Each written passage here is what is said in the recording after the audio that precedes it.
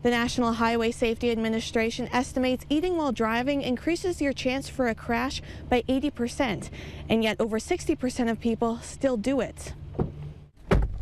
And it's the simple foods that can cause the biggest problems.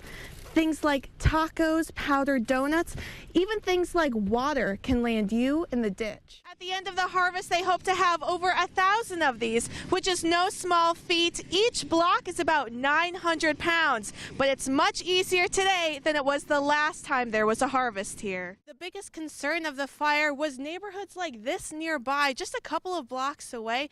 Families worried about what the smoke will do to them. The search continues along the Mississippi River for St. Cloud State student Jesse Deity, who was reported missing early Saturday morning. We'll have details later today. Wow, what's going on, you know? That's the question many in West Fargo woke up asking as they watched a plume of black smoke rise into the sky this morning. I woke up about like 8 o'clock this morning and I looked out the window. It was like thick black clouds outside the window. Flames blazed through the air at Magellan facility near Main Avenue. A piping connection near a tank caught on fire, burning 1,200 barrels of diesel fuel. For 7 hours, crews from West Fargo, Hector Airport, BNSF, and the National Guard surrounded the tank farm, trying to stomp out the fire. Meanwhile, the smoke drifted further into West Fargo. The biggest concern of the fire was neighborhoods like this nearby, just a couple of blocks away. Families worried about what the smoke will do to them. I live in this trailer court, and there's many people that live in Brookwood here, and if the wind changes direction and comes straight north, they'll probably have to evacuate Brookwood. My girlfriend's here. She's pregnant right now, so we don't want her messing up with the baby or anything. So. It took 35 personnel, about 400,000 gallons of water, and 500 gallons of foam before it was put out.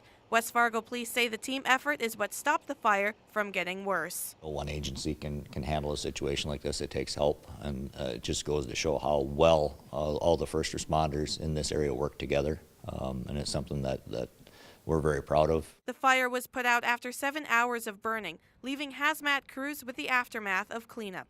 Bailey Vertin, WDAY 6 News. A team of 5 spent hours cutting their way through 12 inches of ice on Little Detroit Lake. They're pulling a Chevy Suburban back to the surface. The car broke through on Christmas Eve when a family ice fishing trip turned deadly. Just going out fishing with my girlfriend and her daughter, and took somebody's path out to my house and fell through, and I broke the driver's side window out with my fist. They managed to swim out without getting seriously hurt. Despite freezing temps and harsh winds, someone had to dive in to get the SUV. No, we pretty much still got everything down to a science, but you're fighting the elements. It gets to be tough. A diver swam through 11 feet of water to clip the SUV to a support beam. With layers of gear, he said it was warmer underwater than above the surface. Inch by inch, the vehicle is slowly dragged up. They spent almost 4 hours pulling it up to avoid causing more damage. The thing is that most of the time when the vehicles come out, they say, well, they're totaled anyway. Yeah, they might be totaled, but if they're all busted up and there's no metal left on it, they're not even worth anything to the salvage company, so the insurance companies don't get as much money out of them. For the Tri-State diving team, this is a normal sight. They say they fish out about 20 vehicles every year. As he watches it rise from the depths, the only thing Cody cares about is his loved ones are safe. Well, I hope I can save something. At least we're all still here. In Detroit Lakes, Bailey Vertin, WDAY 6 News. Job postings for nurses are becoming more frequent as the need for nurses grows nationwide. WDAY 6 reporter Bailey Vertin tells us how the nursing shortage is affecting North Dakota. You can get a set of vitals and start hooking up the IV. These nursing students shouldn't have a problem finding jobs when they graduate. A nationwide nursing shortage has left a wide gap in the medical field. It's an issue that may get worse as baby boomers get older. I think that we have an aging workforce that's really contributing to this. So there's 10,000 people that are reaching Medicare age every single day for the next 15 years. And so that is obviously our existing workforce as well as individuals who will have increasing care needs. The problem is closer to home than you might think. A recent study shows there were more than 7,000 nursing positions open in North Dakota throughout last year. That's about 600 job postings per month. Despite the need for nurses, NDSU's School of Nursing says classes like these fill up fast with students, and the problem might be more complicated than just open positions. An associate dean at NDSU says it's not a lack of interest, but a lack of clinics and resources. Patients are living longer and are becoming much more complicated, and we have increased population. The scope of practice for nursing has been expanded, so nurses can do more than ever.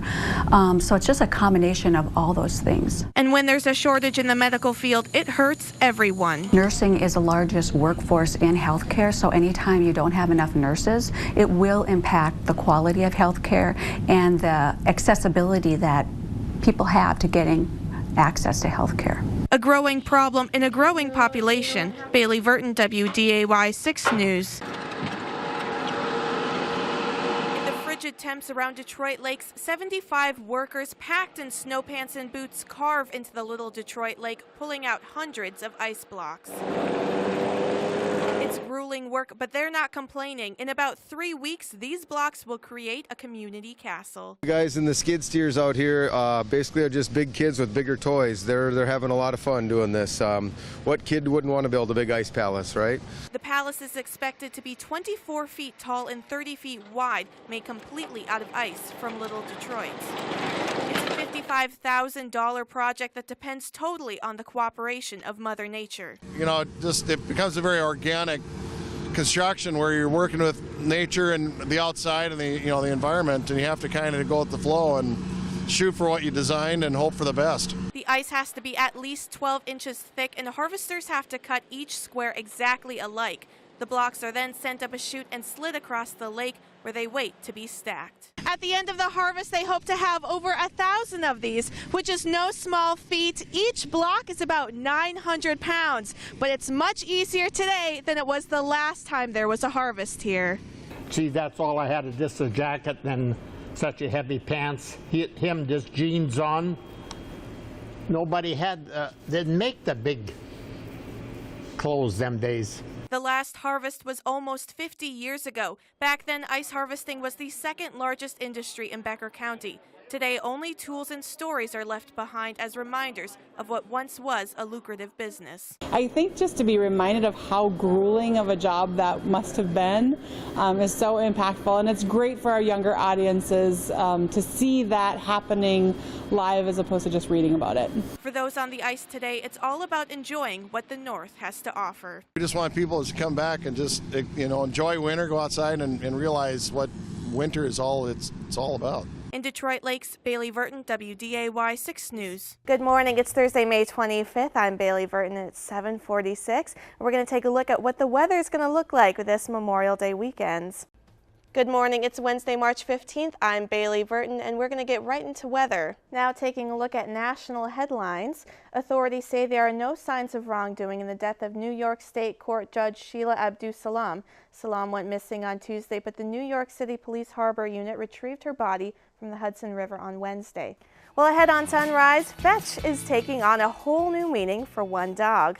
How the canine is putting his skills on the golf course to good use to help other animals in need. But first, here's Sven with your forecast. The internet is a tool that many students use to get through the semester. However, for those looking to get out of their apartments, it can be a hassle. Take a look. I mean, it was just absolutely beautiful. It starts off a little chilly, kind of have to put on your sweatpants, but then you can just switch the shorts right out. It's really nice.